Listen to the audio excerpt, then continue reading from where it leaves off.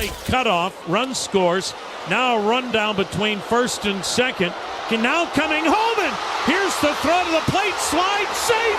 Hedges scores. Well, one more do the Cleveland Guardians have to do to prove they are the best team in the MLB. I know they don't care about getting anyone's attention, they don't care about any of the outside noise, but man, I wasn't even gonna make a video because the MLB has been so annoying to me with their copyright rules, and they've truly made me have to jump over so many hurdles, but the Guardians have just been absolutely running laps over the Baltimore Orioles, and it has just been insane to see, and I gotta talk about it. But before I begin, I would really appreciate it if you would drop a like and subscribe. It only takes 5 seconds, but you can always change your mind. We are on the road to 40k subscribers, and with your support, I believe we can get there super fast. Alright, so first off, I want to recap the most recent win on the second game of this series against the Orioles. I can't show the actual game highlights due to copyright, but bear with me. The Orioles started off the scoring once again when Ryan Mountcastle hit into a fielder's choice to score Ryan O'Hearn. But in the bottom of the second, Josh Naylor singled to right center, David Fry also singled, Jimenez popped out, but then Martinez singled to load up the bases, and the unthinkable happened. Brian Rocchio was thrown 4 balls in an at-bat to bring a run home,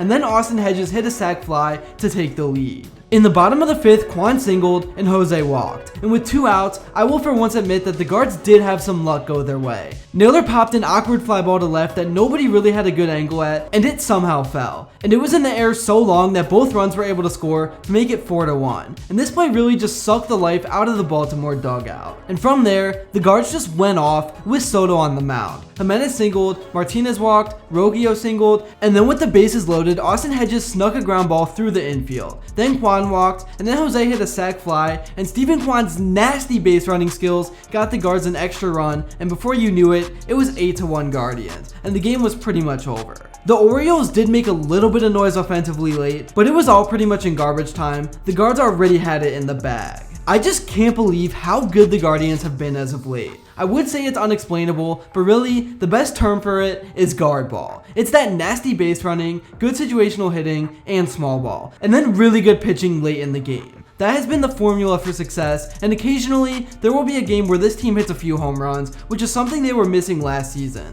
That's why I really do think this team is built to have some postseason success if the starting rotation can figure out how to manage trouble when they run into it, especially the back-end pitchers like Carrasco and sometimes Gavin Williams. And we're gonna have to just wait and see what Alex Cobb can be. But if anything, he has postseason experience, so I think he definitely provides value from just that alone. This is the first time in a while where 1 through 10, there's not really any holes in the Guards lineup outside of when Rocchio and Hedges sneak in the lineup. And really, every team in the league has a few guys with around 200 averages. It's just the way things are in 2024. I just am loving the addition of Lane Thomas because he seems like the perfect guy to put after Kwan and before Jose. When Kwan gets on, he can move him. And when he gets on, he can move himself by stealing to get into scoring position for J-Ram. And we all know how good of a hitter he is when there's a chance for an RBI. As of right now, there still are 2 more games left in this series against the Orioles, but all this team has to do is split, and things will be looking pretty good. And with the way the Guards just seem to own this team,